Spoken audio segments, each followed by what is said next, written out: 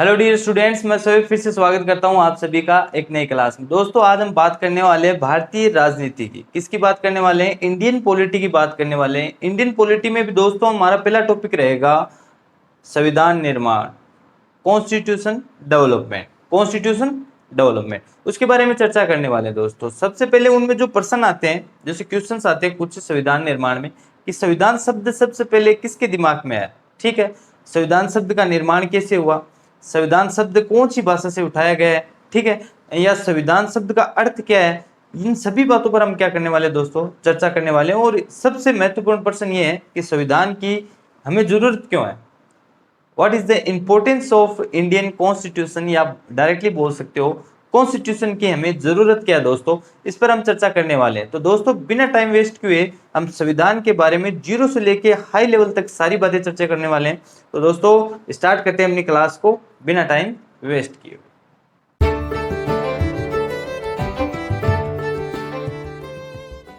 चलो आज का पहला टॉपिक है हमारा, आज का जो पहला बिंदु है, पहला बिंदु ये है कि संविधान किसकी बात करते हैं। संविधान देखेंगे ध्यान से, संविधान, ठीक है। संविधान शब्द का हम संधि विच्छेद करते हैं। नॉर्मली आता तो नहीं है, हमें हिंदी तो है नहीं, ठीक है, पॉलिटी के आधार पर कर लेते हैं। संविधान शब्द को समझना है, बस इतना ध्यान रखिए। एक तो क्या है सम, ठीक है, और प्लस विधान, सम प्लस विधान।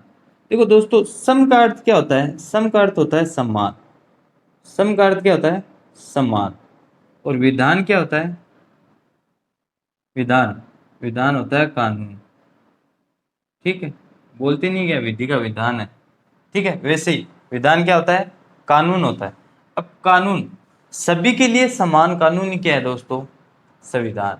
यानी कि संविधान में कोई भी भेदभाव नहीं किया जाएगा, ना कोई जातिगत भेदभाव, ना कोई वेशभूषा से रिलेटेड, ना कोई स्किन कलर से रिलेटेड, ना कोई फेशियल मान लो कोई प्रॉब्लम है जैसे हैंडीकैप है वगैरह, कोई भी ओबीडियंस से आपको ये नहीं देखा जाएगा कि आप कानून में इनसे अलग है। भाई कानून सभी के लिए क्या होगा, समान होगा, छोटा हो, लंबा हो, बूढ़ा हो, सांप्रदायिक भावना कोई भी, किसी भी जाति धर्म कुछ भी हो, कानून सभी के लिए क्या होगा दोस्तों, समान होगा। ठीक है, एक संविधान अगर किसी देश में लागू होता है तो उस देशवासियों के लिए वह संविधान सभी देशवासियों के लिए क्या होगा, समान होगा। ठीक है, लेकिन दोस्तों आप बोलोगे कि कुछ वर्गों में आरक्षण दिया हुआ है वगैरह, वो बातें अलग है दोस्तों, ठीक है, वह डेवलपमेंट के लिए बातें की गई है। आरक्षण वाली बातें वो अलग है, वो डेवलपमेंट के लिए, ठीक है, वो एक स्तर को नीचे वाले स्तर से ऊपर उठाने के लिए की गई, ठीक है दोस्तों, वह मैटर अलग है, आप उसमें मत जाइएगा। आप ये ध्यान रखें कि संविधान ओनली क्या है, संविधान, यानी सभी के लिए समान कानून। ठीक है, अब बात करते हैं किसकी, संविधान की। अब दोस्तों आपने ये तो देखा कि संविधान शब्द का अर्थ क्या है, सम प्लस विधान, यानी समान कानून, सभी के लिए समान कानून। अब बात करते हैं कि संविधान को इंग्लिश में बोलते हैं, देखो क्या, कॉन्स्टिट्यूशन, ठीक है, TUTION, ठीक है, कॉन्स्टिट्यूशन की चर्चा करते हैं। कॉन्स्टिट्यूशन संविधान को ही बोला गया है दोस्तों इंग्लिश में, ठीक है। अब बात करते हैं कि संविधान शब्द किसने दिया। संविधान शब्द दिया दोस्तों, या कॉन्स्टिट्यूशन वर्ड दिया था किसने, सर हेनरी ने। किसने दिया था, सर हेनरी। सर हेनरी कहाँ के हैं हमारे, सर हेनरी हैं इंग्लैंड के दोस्तों। क्यों इंग्लैंड के हैं, इंग्लैंड से ही वर्ड्स क्यों लिए गए, क्योंकि इंग्लैंड ने हमारे ऊपर क्या किया था दोस्तों, राज किया था। अब अगर आप मानो या ना मानो दोस्तों, देखो अगर कोई दूसरा देश है हमारे ऊपर राज करता है, जैसे इंग्लैंड ने हमारे ऊपर क्या किया था दोस्तों, राज किया था, तो वहाँ की संस्कृति, वहाँ के कुछ शब्द आज भी हमारे अंदर हैं, आज भी उनकी मतलब कुछ इफेक्टनेस हमारे अंदर दिखाई देती है। अगर कोई देश, एक देश जैसे मान लो ये कोई देश है, ठीक है, ये कोई देश इस देश पे क्या करता है, राज करता है दोस्तों। देखो ध्यान से आप समझो, ये देश इस देश पे राज करेगा तो यहाँ के कुछ तत्व है, कुछ भाषा, कुछ लैंग्वेज के तत्व है, या कोई पहनावा, कुछ ना कुछ संस्कृति इसमें ट्रांसफर जरूर होगी दोस्तों, इसका प्रभाव जरूर दिखाई देगा। ठीक है, वैसे ही इंग्लैंड ने हमारे ऊपर, यानी जो ब्रिटेन की बात कर रहा हूँ मैं, वही इंग्लैंड, जिन्होंने हमारे ऊपर क्या किया था, राज किया था, तो आज भी दोस्तों उनका कुछ ना कुछ प्रभाव हमारे ऊपर दिखाई देता है। हम बात किसकी कर रहे थे? सर हेनरी की। ठीक है, तो कॉन्स्टिट्यूशन शब्द किसने दिया दोस्तों? सर हेनरी ने दिया। ठीक है, अब इतनी चर्चा कर ली हमने, संविधान की नॉर्मल सी परिभाषा को देख लिया है। संविधान क्या है? सम प्लस विधान। ठीक है, संविधान यानी ऐसा विधान या कानून जो सभी के लिए, सभी देशवासियों के लिए, सभी नागरिकों के लिए क्या है? समान। ठीक है दोस्तों, आगे चर्चा करेंगे कि जो ये कॉन्स्टिट्यूशन वर्ड है ये कौन सी भाषा से निकल कर आया। तो दोस्तों इसकी चर्चा करते हैं कॉन्स्टिट्यूशन वर्ड की। ठीक है, कॉन्स्टिट्यूशन जो वर्ड है वो लैटिन लैंग्वेज है ना दोस्तों। कौन सी लैंग्वेज? लैटिन भाषा। ठीक है, या लैटिन लैंग्वेज बोल सकते हैं। लैटिन भाषा के कॉन्स्टिट्यूट, कौन सा वर्ड है? कॉन्स्टिट्यूट। कॉन्स्टिट्यूट शब्द से निकला दोस्तों। ये कहाँ से निकला है कॉन्स्टिट्यूशन शब्द? कॉन्स्टिट्यूट शब्द से। और इस कॉन्स्टिट्यूट शब्द का अर्थ होता है सरकार की बनावट। क्या होता है? सरकार की बनावट। ठीक है, अब दोस्तों आप देख रहे होंगे कि सर तो कभी नीचे लिखाते हैं कभी ऊपर लिखाते हैं। दोस्तों आपको टेंशन लेने की जरूरत नहीं है, आपको नोट्स मिलेंगे, पीडीएफ मिल जाएगी दोस्तों। आप मेरे टेलीग्राम पे आप जाके देख लेना इस क्लास की पूरी, ठीक है, विधिवत रूप से लिखी हुई पीडीएफ आपको मिल जाएगी। ठीक है, ये तो आपको यहाँ पर तो क्या करना, ओनली समझना है। समझोगे तभी आप क्या करोगे, एक देश में या राष्ट्र हित में कल्याण करोगे। ठीक है, संविधान आपके लिए कवच का कार्य करता है दोस्तों।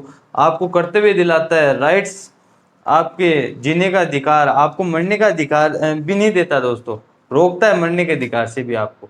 ठीक है दोस्तों, ये बहुत ज्यादा काम की चीज है। अगर आप फिर भी कॉन्स्टिट्यूशन को नहीं पढ़ते हो तो आप, मेरा मानना ये है कि आप नकली इंडियन हो या नकली नागरिक हो। ठीक है, ये आपको बचाता है तो ये आपके लिए बहुत ज्यादा इंपॉर्टेंट है, इसको जरूर पढ़िए।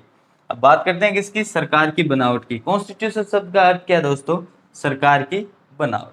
अब ये जो लैटिन लैंग्वेज है ना दोस्तों, ये देखो लैटिन भाषा, ये बहुत बार देखा होगा आपने कि बहुत से चैप्टर कभी अन्य विषयों में पढ़े होंगे, इतिहास में पढ़े होंगे और भी, तो लैटिन लैंग्वेज से बहुत लेते हैं दोस्तों क्या वर्ड्स। तो लैटिन भाषा के बारे में थोड़ी चर्चा करते हैं। लैटिन भाषा या लैटिन लैंग्वेज। दोस्तों लैटिन भाषा एक मर्त भाषा है। कैसी भाषा है? एक मर्त या विलुप्त भाषा है दोस्तों। विलुप्त भी बोल सकते हो आप, क्या बोल सकते हो? विलुप्त। ठीक है, लैटिन भाषा एक विलुप्त भाषा या मर्त भाषा है। ये कौन से साम्राज्य की भाषा थी दोस्तों? ये रोमन साम्राज्य की भाषा है। कौन से साम्राज्य की? रोमन साम्राज्य। ठीक है, रोमन साम्राज्य की स्थापना की थी अगस्टस ने। अगस्टस। ठीक है, अगस्टस लगभग 8वीं सेंचुरी के समथिंग की बात है। ये इन्होंने, ये इतनी इंपॉर्टेंट भी नहीं है लेकिन दोस्तों में एक थोड़ा सा क्या न्यू मजबूत करनी है। अब आप बोलोगे कि सर ये कॉन्स्टिट्यूशन आपने बताया, ये सर हेनरी बताया और ये भाषा के बारे में थोड़ी जानकारी दी, ये हमारे लिए एग्जाम से रिलेटेड इंपॉर्टेंट नहीं है, आप बोल सकते हो दोस्तों। लेकिन मैं आपको एक बात बताता हूँ, जो नींव होती है यानी जो बेस होता है वो बहुत ज्यादा इंपॉर्टेंट होता है दोस्तों। ठीक है, अगर आपका बेस मजबूत है, ठीक है, तभी आपकी क्या होगी, जैसे आप सुनते होंगे कि किसी जैसे इमारत की नींव मजबूत है तो इमारत मजबूत ही बनेगी दोस्तों। ठीक है, टिकी रहेगी। अगर ये आप बेस को समझते हो तो ये लंबे टाइम तक याद रहता है। अब आप रट लोगे कि मेन मेन कंसेप्ट है, मेन मेन फैक्ट्स है, उनको रट लोगे दोस्तों, 2 या 3 दिन याद रहेंगे। फिर आप वापस से आओगे, कॉन्स्टिट्यूशन पढ़ना है, उन सर का समझ में नहीं आया, पिछली बार नंबर नहीं आए, इससे नहीं है दोस्तों। आप ध्यान से पढ़ो बस। ठीक है, एक एक पॉइंट को समझो आप, कंसेप्ट क्लियर होंगे, नंबर भी आएंगे, सिलेक्शन भी होगा। ठीक है दोस्तों, बात करते हैं किसकी? लैटिन भाषा की। लैटिन भाषा कौन से साम्राज्य की है? रोमन साम्राज्य की है जो ये भाषा। और इसे रोमन साम्राज्य का निर्माण किसने किया था? अगस्टस ने। देखो रोमन साम्राज्य दोस्तों 8वीं शताब्दी यानी 8वीं सेंचुरी का बहुत ज्यादा फेमस साम्राज्य है। ठीक है, इसमें 50 से अधिक आधुनिक देश शामिल थे। आधुनिक देश, ठीक है, जिन्होंने नई नई टेक्नोलॉजी का विकास हो रहा था, वो सारे साम्राज्य इसके अंदर शामिल थे। यानी 50 आधुनिक देश, यानी सबसे प्रसिद्ध साम्राज्य की बात करेंगे उस टाइम का 8वीं शताब्दी के, तो रोमन साम्राज्य था। ठीक है, फिर बात करते हैं कि रोमन साम्राज्य में आता है दोस्तों क्या? इटली। ठीक है, इस भाषा का विकास कहाँ पे हुआ था दोस्तों? इटली में हुआ। और एक और आती दोस्तों वेटिकन सिटी। वेटिकन सिटी एक शहर है दोस्तों। ठीक है, वेटिकन सिटी, इसकी भी राजधानी इटली की दोस्तों इटली की राजधानी है रोम। इटली की राजधानी भी क्या है? रोम। और वेटिकन सिटी की राजधानी भी क्या है? रोम है। ठीक है। इनमें भी इस भाषा का क्या, वेटिकन सिटी में भी रोम जो ये लैंग्वेज थी, कौन सी? लैटिन भाषा, इसका विकास हुआ। और इटली में भी किस भाषा का विकास हुआ दोस्तों? लैटिन भाषा का विकास हुआ। अब इसको दोस्तों बात आई कि इसको मर्त या विलुप्त भाषा क्यों बोलते हैं। देखो दोस्तों, इसका प्रभाव बहुत ज्यादा जरूरी। मर्त या विलुप्त यानी उस टाइम तक जैसे जैसे साम्राज्यों का पतन होता गया, ये भाषाएं क्या है, विलुप्त होती गई दोस्तों। लेकिन फिर भी आज भी इन सभी देशों में देखा जा सकता है कि लैटिन भाषा से कुछ वर्ड्स ले लिए जाते हैं, ग्रीक लैंग्वेज से कुछ वर्ड्स ले लिए जाते हैं। ठीक है दोस्तों, ये सारा सिस्टम आपको समझ में आया होगा। सबसे पहले हमने चर्चा की थी कि जो संविधान है, संविधान को संधि विच्छेद किया था सम प्लस विधान, यानी कि संविधान समान कानून, ऐसा कानून जो सभी नागरिकों, सभी देशवासियों के लिए क्या है, समान है। फिर हमने चर्चा की कि ये संविधान शब्द है, ये किसने दिया? संविधान शब्द कॉन्स्टिट्यूशन, यानी जो इंग्लिश में क्या बोलते हैं, कॉन्स्टिट्यूशन बोलते हैं। कॉन्स्टिट्यूशन जो वर्ड है वो सर हेनरी ने दिया था दोस्तों। सर हेनरी की बात करते हैं। सर हेनरी कौन थे? सर हेनरी इंग्लैंड के विद्वान थे दोस्तों। कहाँ के विद्वान थे? इंग्लैंड के विद्वान थे। ठीक है। अब इंग्लैंड वाले लोगों का प्रभाव था तो इन्होंने दिए होंगे कुछ ना कुछ वर्ड, तो कॉन्स्टिट्यूशन वर्ड दिया इन्होंने। ठीक है। और ये कॉन्स्टिट्यूशन वर्ड कहाँ से निकल के आया? कॉन्स्टिट्यूट से, लैटिन भाषा के कॉन्स्टिट्यूट वर्ड से निकल के आया। और कॉन्स्टिट्यूट वर्ड का अर्थ क्या होता है दोस्तों? सरकार की बनावट, यानी सरकार का ढांचा कैसा होगा। ठीक है दोस्तों, उस पर निकल के आया। फिर हमने चर्चा की किसकी, थोड़ी लैटिन भाषा पे चर्चा की कि लैटिन भाषा रोमन साम्राज्य की लैंग्वेज थी।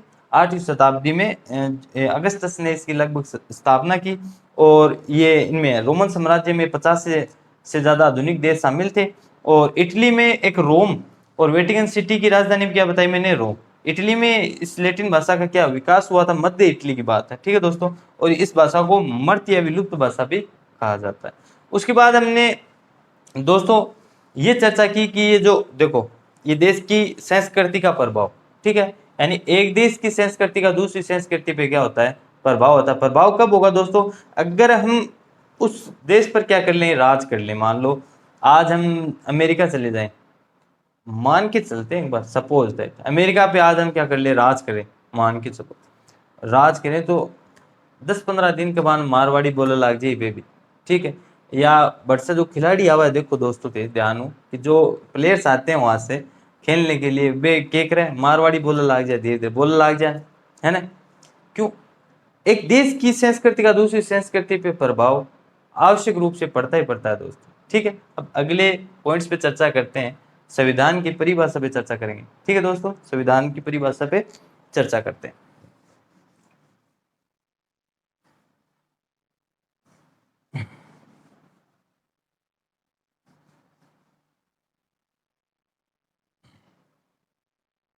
देखो, संविधान की परिभाषा पे चर्चा करते हैं।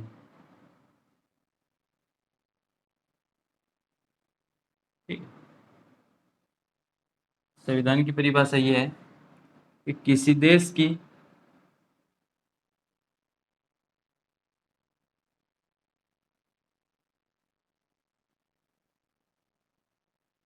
शासन व्यवस्था, किसी देश की शासन व्यवस्था को चलाने के लिए, किसी देश की शासन व्यवस्था को चलाने के लिए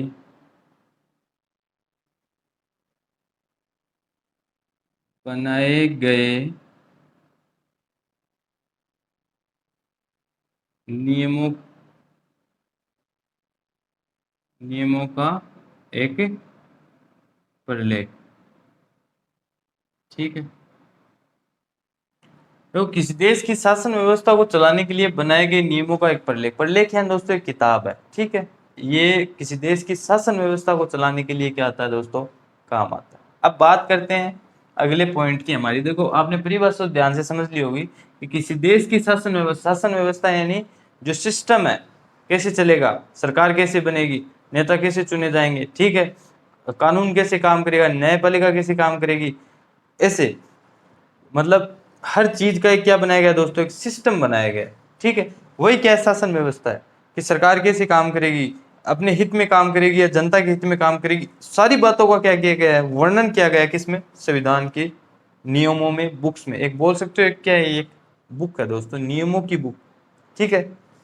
अब बात करते हैं किसकी, कि संविधान शब्द की जरूरत क्यों पड़ी दोस्तों। चर्चा करते हैं नहीं कि ये जो संविधान है या जो हमारा कॉन्स्टिट्यूशन है, इसकी आवश्यकता क्यों है। संविधान की आवश्यकता किस पे चर्चा करते हैं, संविधान की आवश्यकता। अब संविधान को आप डीपली समझ रहे हो तो एक दो छोटे पॉइंट आएंगे दोस्तों, इनको भी समझ लेते हैं कि भाई संविधान की आवश्यकता क्यों पड़ी।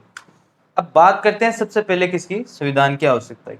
देखो एक क्रिकेट मैच होता है दोस्तों, ठीक है, या एक क्रिकेट का ग्राउंड होता है, क्रिकेट मैच होता है, उसके अंदर दोस्तों देखो क्रिकेट खेलने के लिए एक एम्पायर भी होता है, ठीक है। क्रिकेट के कुछ नियम्स भी होते हैं, नियम जैसे कि कोई कोई बॉलर क्या करेगा भाई, हाथ घुमा के बॉल डालेगा, ठीक है, या उसमें अलग नियम होते हैं, जैसे सभी बैट्समैन लकड़ी की बैट से खेलेंगे, ठीक है, कोई भी भाई मेटल का यूज नहीं करेगा, या जो बैट्समैन खेलेगा फास्ट वो हेलमेट लगाएगा, पैड लगाएगा, ठीक है, और ये जैसे एल्बो वगैरह लगाएगा, ये सारे नियम बनाए गए हैं, ठीक है। एक एम्पायर भी होगा, थर्ड मैन एम्पायर भी होगा, अल्ट्रा एज भी आ गए दोस्तों, जैसे जैसे विकास होता गया, ठीक।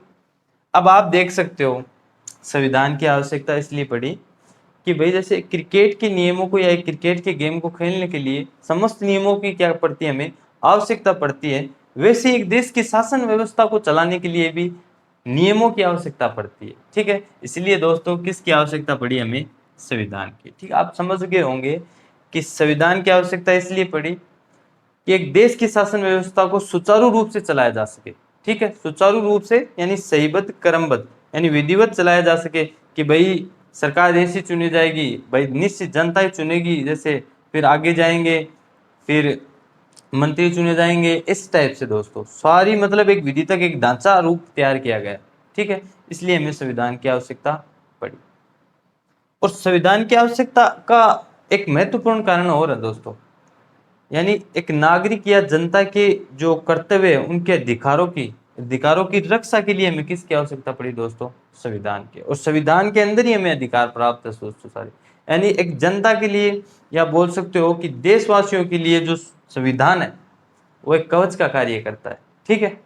अब बात करते हैं किसकी, संविधान के प्रकार की। देखो दोस्तों संविधान की मूलतः बात करें तो संविधान मूलतः दो प्रकार के होते हैं। कितने प्रकार के होते हैं, मूलतः दो प्रकार के होते हैं। संविधान, ठीक है, मूलतः दो प्रकार के हैं। कौन से, एक तो है दोस्तों लिखित संविधान। कौन सा संविधान, लिखित संविधान, ठीक है। फिर दूसरा संविधान है हमारा अलिखित अलिखित संविधान, अलिखित संविधान, ठीक है। अब इनमें फर्क देखते हैं, फर्क क्या होता है। देखो लिखित संविधान वह होता है जिसके अंदर एक निश्चित पुस्तक या मान लो कोई पेज पे या कोई पांडुलिपि पे उसको विधिवत, ठीक है, कर दिया गया, यानी लिख दिया गया, ऐसे छाप दिया गया है। ये कॉन्स्टिट्यूशन जैसे नामक बुक है, हमारी संविधान वाली बुक है, उसमें छाप दिया गया है ना, वैसे ये छाप दिए गए सभी नियमों, रूल्स, सभी कानूनों को क्या कर दिया गया है दोस्तों, छाप दिया गया है, इनमें लिख दिया गया है, इनको क्या कर दिया गया है, लिपिबद्ध। आप बोल सकते हो इनको क्या कर दिया है, लिपिबद्ध कर दिया गया है, ठीक है, लिपिबद्ध कर दिया गया है। और यहाँ पर ये व्यवस्था नहीं है, ठीक है, यहाँ पर ये व्यवस्था नहीं है दोस्तों, यहाँ पर नहीं, यहाँ पर लिपिबद्ध किया गया है, यानी कोई भी देश का नागरिक इन पेजेस को खोलकर या इस बुक्स को कभी भी पढ़ सकता है, ठीक है। सारे कानूनों को सीरीज वाइज लिखा गया है। लेकिन जो इसकी बात करते हैं किसकी, अलिखित की, अलिखित में कोई कानून लिखा नहीं गया है दोस्तों, ठीक है। यहाँ पर ये शासन व्यवस्था अपने अकॉर्डिंग ही कोई निर्णय लेती है, ठीक है। यहाँ की संसद या मान लो यहाँ की जो शासन व्यवस्था है, मतलब जैसी भी चल रही है भाई, इसके बाद में चर्चा करेंगे, वो अपने आधार पर ही क्या करती है, निर्णय करती है, ठीक है। यहाँ की जनता वोटिंग सिस्टम भी करती होगी, ये हमें पता नहीं है, लेकिन यहाँ का संविधान क्या है दोस्तों, अलिखित संविधान है। अब लिखित की बात करते हैं, हमारा संविधान तो लिखित है, सारी बातें लिखी हुई है, यानी कोई भी नागरिक उसको कभी भी खोलकर पढ़ सकता है और जानकारी प्राप्त कर सकता है, ठीक है, लिपिबद्ध। अब बात करते हैं कि कौन से देश का जो संविधान है वो लिखा हुआ है और कौन से देश के संविधान नहीं लिखे हुए। तो वो अलिखित में दोस्तों एक है हमारा ब्रिटेन, ये कौन सा आता है, ब्रिटेन, ब्रिटेन को दोस्तों इंग्लैंड, यही तो इसको तो बोलते हैं इंग्लैंड, ठीक है, इंग्लैंड, ब्रिटेन या इंग्लैंड। और जो लिपिबद्ध है यानी लिखा हुआ है, लिखा हुआ किसका सबसे पहले लिखा गया था दोस्तों, अमेरिका का। अमेरिका किससे आज़ाद हुआ था, अमेरिका आज़ाद हुआ था इंग्लैंड से, ठीक है। तो इन्होंने स्टार्टिंग में ही अपना जो ये लिख लिया था, लगभग 1788 के समथिंग इन्होंने अपने जो संविधान को लिख के तैयार कर लिया था, और 89 में क्या कर दिया था, लागू कर दिया था अमेरिका का संविधान। फिर दोस्तों एशिया की बात करते हैं, ये किस किस स्तर पर बात है, विश्व स्तर पर लागू किया था सबसे पहले इन्होंने, ठीक है। फिर हम बात करेंगे एशिया स्तर पर, एशिया स्तर पर दोस्तों जापान ने लागू किया था अपने संविधान को 1860 के समथिंग, 1860 के समथिंग जापान ने लागू किया था एशिया में। फिर बात आती है अपने देश की, सारे जहां से अच्छा हिंदुस्तान हमारा, किसकी बात करेंगे, भारत की, ठीक है। भारत की बात करते हैं तो दोस्तों भारत ने अपने संविधान को पूर्ण रूप से लागू 26 जनवरी, कब, 26 जनवरी 1950, ठीक है, याद रखना दोस्तों, इंपॉर्टेंट डेट है 26 जनवरी 1950, ठीक है। भारत में लागू कर दिया गया था किसको, संविधान को।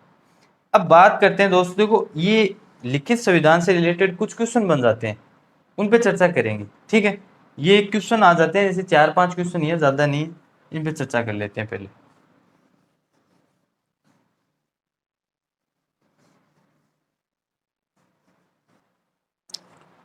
तो दोस्तों लिखित और अलिखित से रिलेटेड कुछ क्वेश्चन पूछ लिए जाते हैं, तो लिखित और अलिखित संविधान से रिलेटेड जो क्वेश्चन है उन पे चर्चा करते हैं। देखो देखो सबसे पहली चर्चा करते हैं किसकी, सबसे छोटा, ठीक है, या वापस लिखते हैं इसको सही तरीके से, विश्व का, विश्व का, विश्व का सबसे छोटा, ठीक है, विश्व का सबसे छोटा संविधान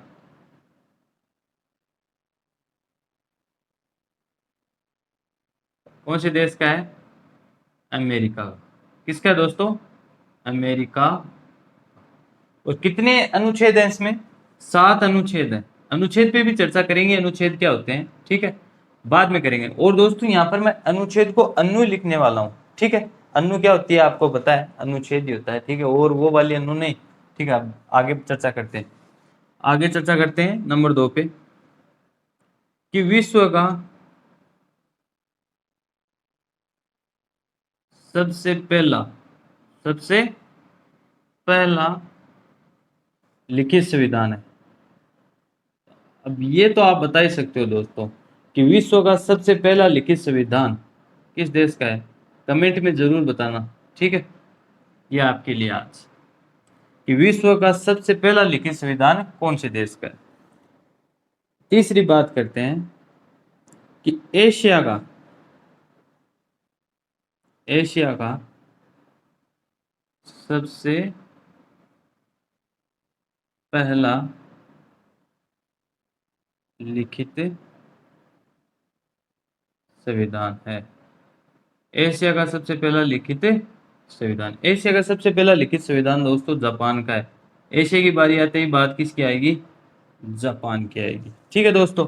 विश्व की बात करेंगे तो किसकी आएगी, या तो आपको कमेंट में बताना ही है। विश्व का सबसे छोटा संविधान किसका है, अमेरिका का, ठीक है। अमेरिका आजाद हुआ था किससे, इंग्लैंड से, और लगभग 1789 के समथिंग इसने अपना संविधान क्या कर दिया था दोस्तों, लागू कर दिया था। अब बात करते हैं किसकी, 1889 या 1789, चेक कर लेना। अब आगे बात करते हैं किसकी, कि विश्व का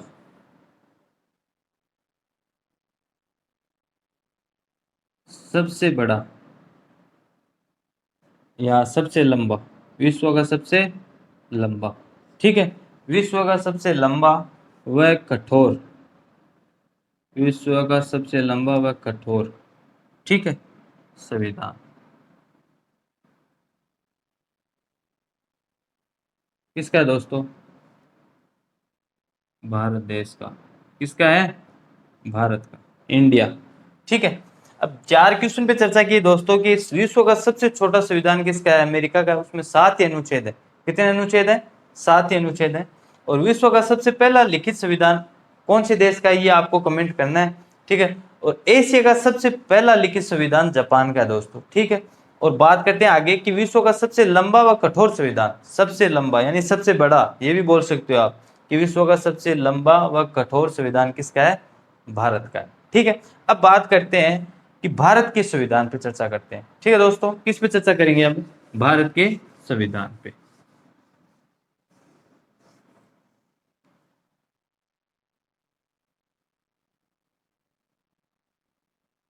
भारत का संविधान,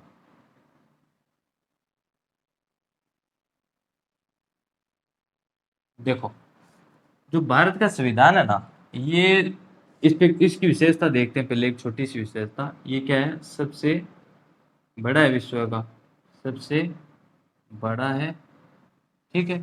और सबसे लंबा भी है दोस्तों, ठीक है, सबसे लंबा है। और आगे की बात करते हैं कि ये कठोर है, सबसे कठोर भी किसका है दोस्तों, भारत का संविधान सबसे कठोर है, ये याद रखना आप, सबसे कठोर, ठीक है। अब बात की किसकी, 3 शब्दों की बात की, सबसे बड़ा, सबसे लंबा और सबसे कठोर, किसका है, भारत देश का संविधान है। अब बात करते हैं ये कथन किसने कहा था, एक व्यक्ति है अपने इंग्लैंड के विद्वान, जिनका नाम है आइवर जेनिक, ठीक है, सर आइवर जेनिक बोल सकते हो आप। हाँ, सर आइवर जेनिक ने एक कथन दिया है कि भारत का संविधान, भारत का संविधान, ठीक है, भारत का संविधान विश्व का सबसे बड़ा वह लिखित संविधान है, भारत का संविधान विश्व का सबसे बड़ा वह लिखित संविधान है। और दोस्तों एक मिनट, इन्होंने एक शब्द और यूज किया है कि भारत का संविधान विश्व का सबसे बड़ा व लिखित तथा सबसे कठोर संविधान है। यानी कठोर शब्द का यूज किसने लिया है, आइवर जेनिक ने लिया है, ये याद रखना आप, सबसे कठोर संविधान है, ठीक है, संविधान, भारत का संविधान विश्व का सबसे बड़ा है और लिखित है तथा सबसे कठोर संविधान है, ये बात ध्यान रखना आप, ठीक है। लिखित है, लिखित पे हमने 4 क्वेश्चन पे चर्चा की थी पहले, उसके बाद में हमने एक कथन देखा आइवर जेनिक का, भारत का संविधान विश्व का सबसे बड़ा लिखित तथा सबसे कठोर संविधान। और इसकी बात करते हैं आगे, ठीक है। भारत के संविधान में, ठीक है, कितने भाग है दोस्तों, भाग है इसमें 22, ठीक है। अनुच्छेद की बात करते हैं, भारतीय संविधान की चर्चा हो रही है दोस्तों अभी, कितने अनुच्छेद है, अब फिर मैं बोल रहा हूं, मैं अनु लिखूंगा, ठीक है, ये याद रखना आप अनु को, 395 अनुच्छेद है, ठीक है।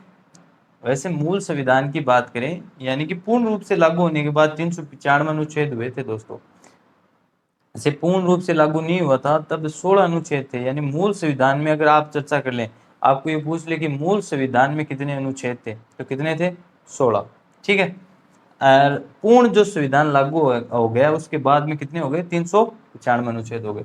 अब आगे बात करते हैं किसकी, अनुसूची, ठीक है, हिंदी देख लेना दोस्तों, मात्रा उपचुक हो सकती है। आगे बात करते हैं किसकी, अनुसूची की। अनुसूचियां दोस्तों मूल संविधान में कितनी थी, 8 थी, कितनी थी, 8। उसके बाद में 4 और जोड़ दी गई, इसमें कितनी हो गई है टोटल, वर्तमान में कितनी है, 12, ठीक है। ये 4 जोड़ी गई है, जोड़ते कैसे दोस्तों ये भी मैं आपको बताऊंगा, कोई नई चीज को कैसे जोड़ते हैं ये सारा सिस्टम मैं आपको समझाऊंगा, बस आप एक मोटी मोटी बात समझे पहले कि भाग कितने हैं, 22 है, अनुच्छेद कितने हैं, 395, अनुसूची कितनी है, 12 है, मूल संविधान में कितनी थी, 8 थी, और 4 बाद में जोड़ी गई। अब 5 परिशिष्ट और है दोस्तों, परिशिष्ट, ऊपर लिखता हूं मैं यहाँ पे, परिशिष्ट, परिशिष्ट यानी दोस्तों होता है अवशेष, ऐसे अवशेष जिनको बाद में जोड़ा गया है, ऐसे चैप्टर ही है ये भी, परसिस्ट, ये समझो आप, ये चैप्टर ही है जिनको बाद में जोड़ा गया है। इनमें नई चीजों को क्या किया गया है दोस्तों, शामिल किया गया है। ये पूछा जाता है दोस्तों, ये बहुत इंपॉर्टेंट पर्सन है कि परसिस्ट क्या होते हैं। 5 परसिस्ट है, यानी इनमें नई नई चीजों को रखा गया है। जैसे आधुनिकता में कोई मशीनरी सिस्टम आ गया, जैसे राफेल आया था, वैसे मामलों को किस में रखा जाता है, प्रशिष्ट में रखा जाता है। नए अवशेष है ये दोस्तों, ठीक है। प्रशिष्ट बाद में जोड़े गए थे, मूल संविधान में प्रशिष्ट नहीं थे। मूल संविधान में क्या था, देखो मूल संविधान की बाद में चर्चा करते हैं। पहले क्या था कि भाग कितने हैं संविधान में, 22 है। अनुच्छेद कितने हैं, 395। अनुसूची कितनी है, 12 है, ठीक है। और प्रशिष्ट कितने हैं, 5 है। अब मूल संविधान की बात करते हैं तो अनुसूची कितनी हो जाएगी, 8। और मूल संविधान में अनुच्छेद कितने हो जाएंगे, 16, ठीक है। अब भाग की चर्चा करेंगे नहीं, क्योंकि पूछा नहीं जाता भाग के बारे में कि कितने भाग थे। बस आजकल एक ही प्रश्न आ सकता है कि भाई संविधान में कितने भाग है, तो आप डायरेक्टली क्या बोलोगे, 22। मूल संविधान में कितनी अनुसूचियां थी, 8। अनुच्छेद कितने थे मूल संविधान में, तो 16, ठीक है। प्रशिष्ट की बात करेंगे, प्रशिष्ट क्या दोस्तों, अवशेष है, बाद में जोड़ी गए हैं, ठीक है। इनमें जैसे कोई मशीनरी से टेक्नोलॉजी या कोई भी अदर फील्ड की नई जानकारियां शामिल की गई है जो संविधान में जोड़ी जा सकती है, यानी ये संविधान का क्या एक अंग है, ठीक है। आप बोल सकते हो अवशेषीय अंग है। अपेंडिक्स है दोस्तों, अपेंडिक्स भी अवशेषीय अंग के रूप में, ठीक है। वैसे ही क्या एक संविधान का अवशेषीय अंग है प्रशिष्ट, ठीक है। आगे बात करते हैं, आगे बात करेंगे दोस्तों कि जो ये संविधान है, ठीक है। अब ये संविधान अचानक से तो पैदा हुआ नहीं, ठीक है। संविधान कहीं ना कहीं से आया, संविधान की मांग की, या पहले हमने चर्चा करके आए हैं कि लिखित संविधान है, अलिखित संविधान है। तो इसमें आपके मन में एक प्रश्न उठता होगा कि भाई हमारा संविधान तो लिखित है, इंग्लैंड वालों से तो अच्छा संविधान है, उनका तो संविधान लिखा हुआ ही नहीं है, हमारा संविधान तो बहुत अच्छा। दोस्तों देखो, लिखित होना कोई बुरी बात नहीं है दोस्तों, ठीक है। लिखित होना कोई बुरी बात नहीं है, और अलिखित होना भी कोई बुरी बात नहीं है, ठीक है। और ये दोनों बातें ना तो अच्छी है ना बुरी है। क्यों, क्योंकि दोस्तों क्या होता है कि परिस्थितियों पर निर्भर करता है। किस पे निर्भर करता है, परिस्थितियों पर निर्भर करता है कि कौन सी व्यवस्था लागू की जाए, ठीक है। परिस्थितियों के अनुसार ही आप देख सकते हो कि ब्रिटेन में तो वहाँ की जनता अनपढ़ है, आप तो ये मानते होंगे। अरे वहाँ की जनता वेल एजुकेटेड है, वेल एजुकेटेड है, वहाँ की जनता ज़्यादा से ज़्यादा पढ़ी हुई है, और वहाँ का संविधान फिर भी क्या है दोस्तों, अलिखित है। और हमारे देश में तो जनता अनलिटरेसी, अनलिटरेट पर्सन और बहुत ज़्यादा पाई जाती है, ठीक है। एजुकेशन सिस्टम भी बहुत ज़्यादा डाउन है अपना। फिर हमारे देश में लिखित संविधान होने के बाद भी हम विकसित से विकासशील में डेवलपमेंट नहीं कर पाए, ठीक है। आप देख सकते हो कोई विकास नहीं है हमारे पास। क्यों, वहाँ का अलिखित होने के बाद भी वह हमारे से ज़्यादा पावरफुल क्यों है, हमारे से ज़्यादा पावरफुल ऐसे है कि वहाँ की जो जनता है वो अपने सिस्टम को समझती है। हम संविधान सिर्फ कॉम्पिटिटिव एग्जाम को क्लियर करने के लिए पढ़ते हैं, वहाँ की जनता उस कानून को समझती है, वहाँ की जनता अपनी सरकार को समझती है, अपने क्राउन प्रिंस से सबको समझती है, ठीक है। उनके बीच में एक तालमेल है। वहाँ की जो एजुकेशन का जो लेवल है वो बहुत ज़्यादा हाई है। वैसे लेवल तो हमारा भी हाई है दोस्तों, एक ही बात में हाई है कि हमारे देश में जो जनसंख्या निर्माण है बहुत ज़्यादा फास्ट होता है, ठीक है, एकदम फास्ट, दे गदागद दे गदागद। एक टाइम आएगा दोस्तों जब सारा विश्व एक तरफ होगा और भारत एक तरफ होगा, इसमें जनसंख्या, ये हमारा लेवल है, ठीक है दोस्तों। आगे चर्चा करते हैं किस पे, कि भाई जो संविधान है इसकी, सॉरी, जो संविधान है इसकी मांग की गई थी। अलग अलग जो हमारे भारत के युवा हैं, अलग अलग नेता हैं, उन्होंने क्या की थी दोस्तों, संविधान की मांग की, ठीक है। और ये मांग कैसे कैसे आगे बढ़ी, इस पर चर्चा करने वाली, ठीक है, देखते हैं। और संविधान की मांग से पहले दोस्तों मैं एक एनसीईआरटी में एक लाइन देखी थी, उस पर भी चर्चा कर लेता हूँ पहले, कि एनसीईआरटी में दोस्तों दक्षिणी अफ्रीका, किसकी बात करते हैं, ये इंपॉर्टेंट है दोस्तों, लिख लेना नोट लगा के, ये नोट लगा के राइट कर लेना आप, काम आएगा आप, ठीक है। एनसीईआरटी में है ये, एक दक्षिणी अफ्रीका है और एक क्या है, कनाडा, ठीक है, एक ऑस्ट्रेलिया, ऑस्ट्रेलिया में, ठीक है। यहाँ पे अनुच्छेद पूछ लिए जाते हैं दोस्तों। दक्षिणी अफ्रीका के पूछ लिए जाते हैं, कनाडा के संविधान में कितने अनुच्छेद ये भी पूछ लिए जाते हैं, और ऑस्ट्रेलिया के अनुच्छेद भी पूछ लिए जाते हैं। तो दोस्तों ऑस्ट्रेलिया में 128 अनुच्छेद है। कितने अनुच्छेद हैं यहाँ के संविधान में? 128। ठीक है, याद रखना। कनाडा के संविधान की भी बात कर ली जाती है। कनाडा के संविधान में 147 अनुच्छेद है। कितने? 147 अनुच्छेद है। दक्षिणी अफ्रीका की बात कर ली जाती है। दक्षिणी अफ्रीका में 253 अनुच्छेद है। कितने अनुच्छेद है? 253। ठीक है दोस्तों, ये बीच में याद आ गया था इसलिए आपको नोट में बता दिया है। आप देख लेना दोस्तों, बहुत ज़्यादा इंपॉर्टेंट है क्योंकि एनसीईआरटी में लिखा हुआ है, और आरपीएससी और ये जो हमारे राजस्थान का आप समझते हो कैसा लेवल है पेपर का, कुछ भी पूछ लेते हैं। ठीक है, तो इसलिए आप एनसीईआरटी वाली बातों पर ध्यान रखें कि दक्षिणी अफ्रीका में अनुच्छेद है, वहाँ का जो संविधान है उसमें 253 है, कनाडा में 147 है, और ऑस्ट्रेलिया में अनुच्छेद कितने हैं? 128 है। ठीक है, अब आगे चर्चा करते हैं। आगे चर्चा करते हैं संविधान की मांग। देखो संविधान की मांग कैसी हुई दोस्तों? देखो मेरी बात सुनो, कोई नई चीज संविधान क्यों आया इस पर चर्चा करते हैं। पहले देखो, जैसे मार्केट में अगर किसी चीज की डिमांड होगी ना दोस्तों, तभी वो प्रोडक्ट आएगा। आप देख सकते हो जैसे जैसे आधुनिकता बढ़ती गई है, डिमांड लोगों की बढ़ती गई है। ठीक है, जैसे पहले कीपैड फोन आते थे, फिर स्मार्टफोन की मांग आई तो स्मार्टफोन लेके आ गए, फिर आईफोन की मांग आई तो आईफोन लेके आ गए। ठीक है, इसी तरीके से स्क्रीन अब आने वाले टाइम में दोस्तों यहाँ इम्प्लांट होंगे। जो हमारा हाथ है, जैसे ये हाथ है, इसमें काट के इम्प्लांट किया जाएगा डिवाइस को। ठीक है, ऑपरेशन से लोग कराने लग गए हैं, आप भी इम्प्लांट कराने लग गए, यानी इसकी डिमांड आने पर होगा दोस्तों ऐसा।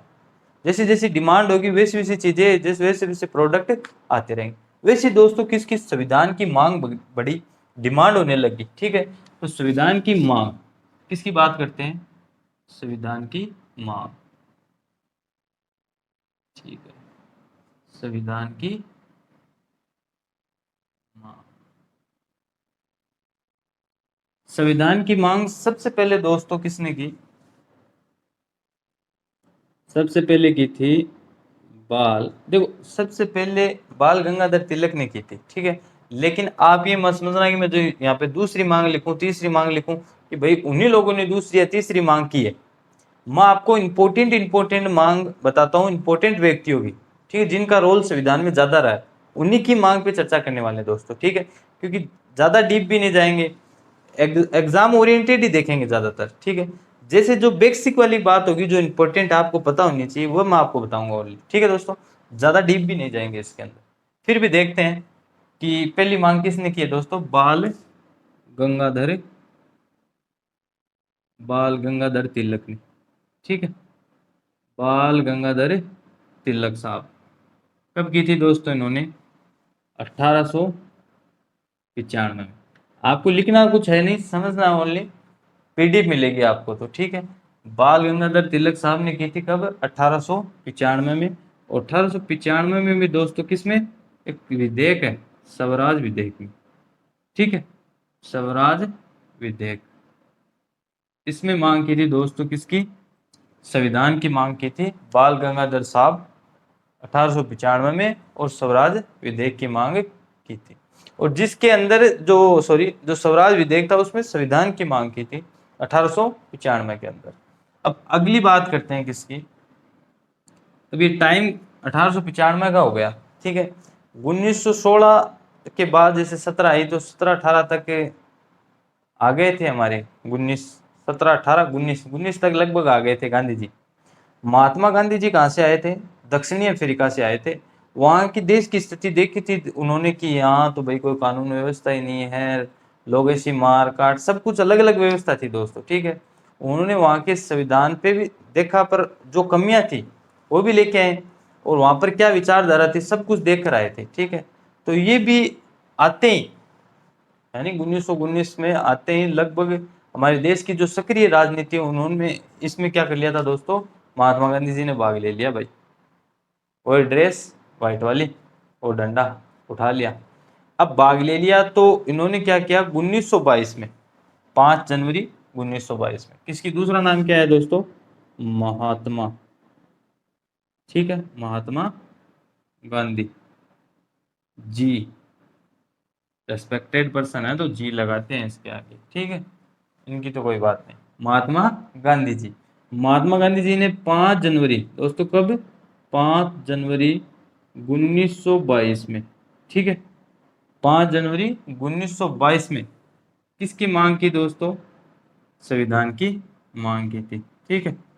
इसकी कोई एक्स्ट्रा जानकारी नहीं है यहाँ पे, बस आप इतना याद रखो कि 5 जनवरी 1922 को महात्मा गांधी जी ने क्या किया था दोस्तों, संविधान की मांग की थी। और बाल गंगाधर तिलक जी ने कब की थी, 1895 में, 1895, 1922 स्वराज विधेयक में किसने, 1895 में बाल गंगाधर तिलक जी।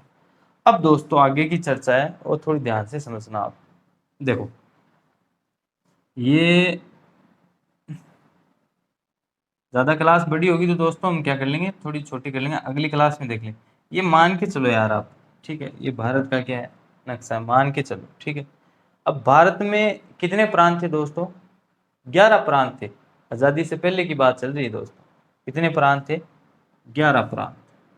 ये देखो, ये पाकिस्तान वगैरह, सिंध प्रांत, ठीक है, ये उत्तर प्रांत है, इस साइड आ गया, ये मध्य प्रांत आ गया, ये मद्रास प्रांत आ गया, ये मुंबई प्रांत आ गया, इस टाइप से दोस्तों ये बंगाल प्रांत आ गया, पश्चिम बंगाल, ये बांग्लादेश हमारे अंदर ही शामिल था उस वक्त भी, ठीक है, ये जो पाकिस्तान है ये भी शामिल था और यहाँ पर भी थे, ठीक है दोस्तों। इस तरीके से 11 प्रांत थे। कितने प्रांत थे भारत में, 11 प्रांत। और सभी 11 प्रांत में इनके अलग अलग क्या थे, गवर्नर थे, ठीक है, ध्यान से समझना, बहुत ज्यादा इंपॉर्टेंट है।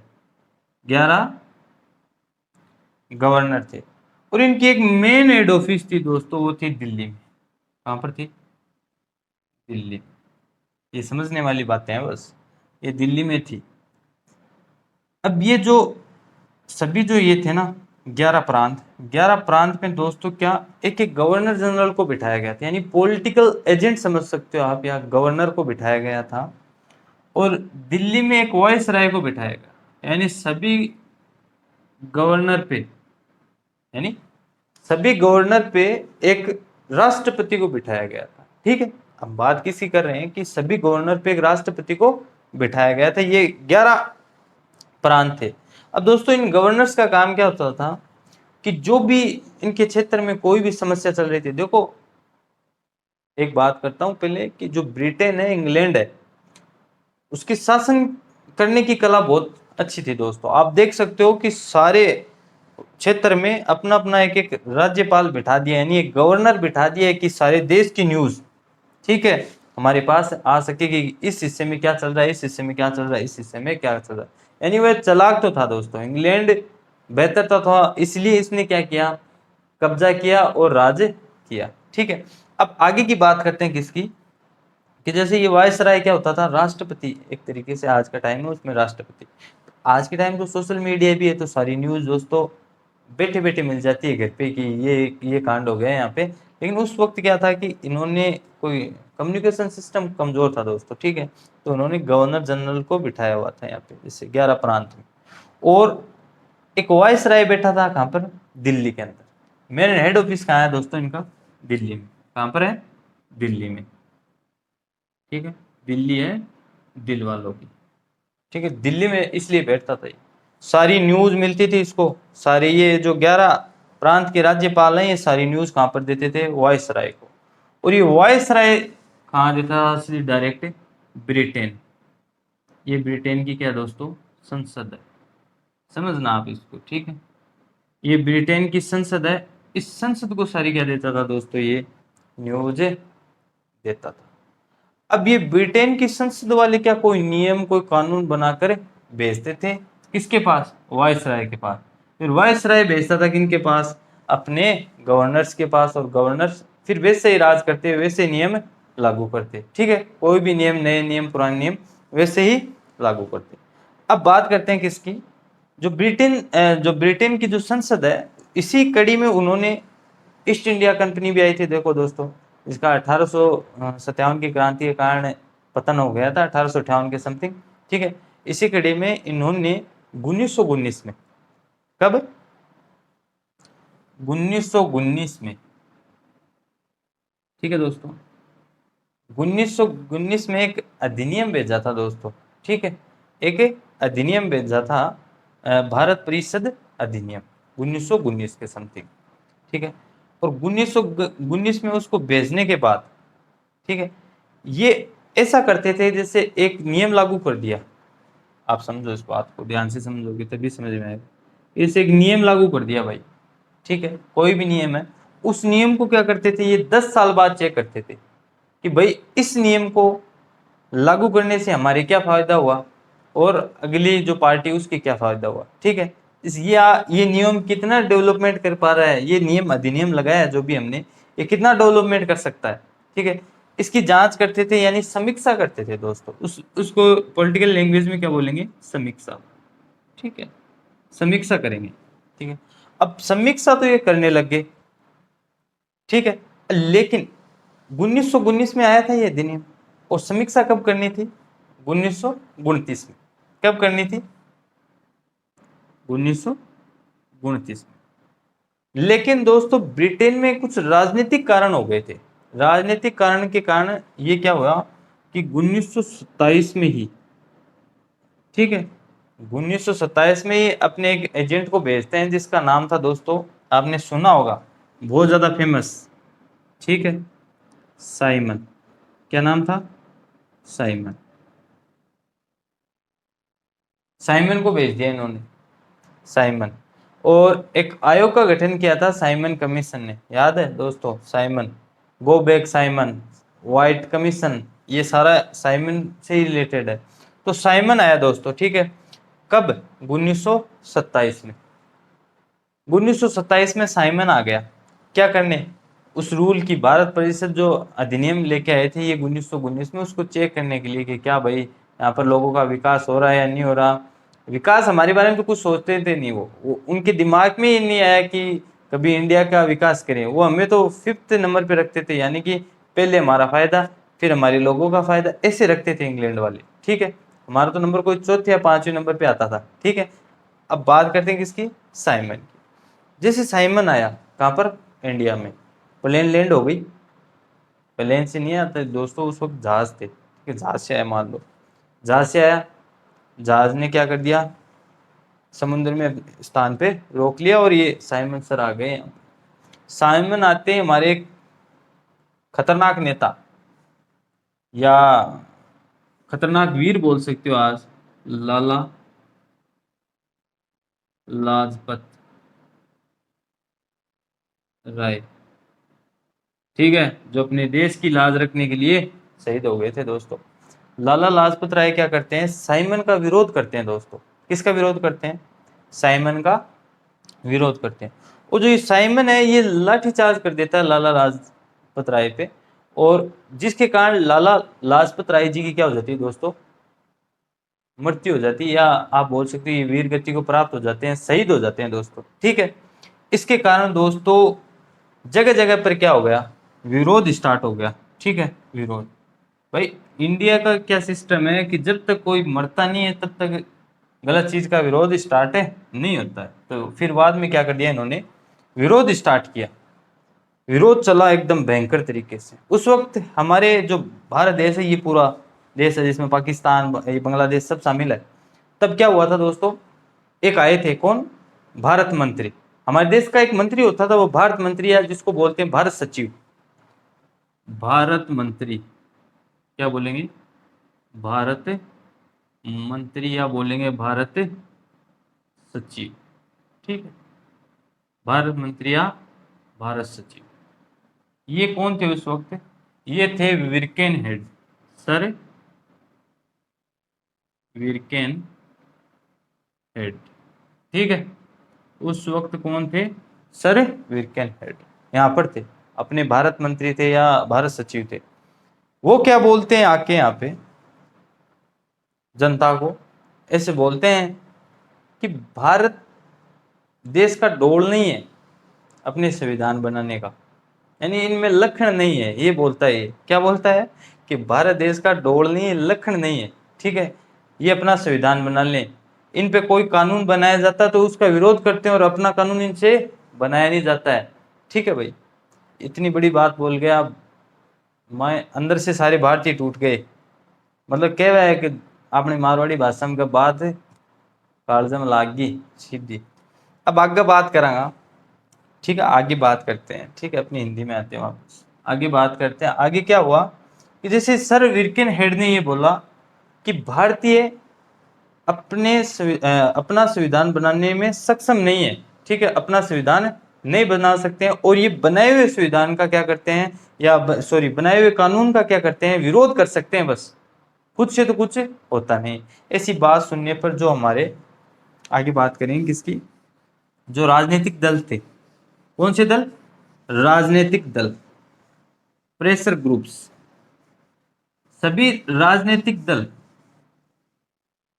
ये राजनीतिक दल है, मान लो छोटे छोटे राजनीतिक दल हैं, इन सभी राजनीतिक दलों की एक सर्व राजनीतिक दल सभा, ठीक है, इसके अध्यक्ष कौन थे दोस्तों,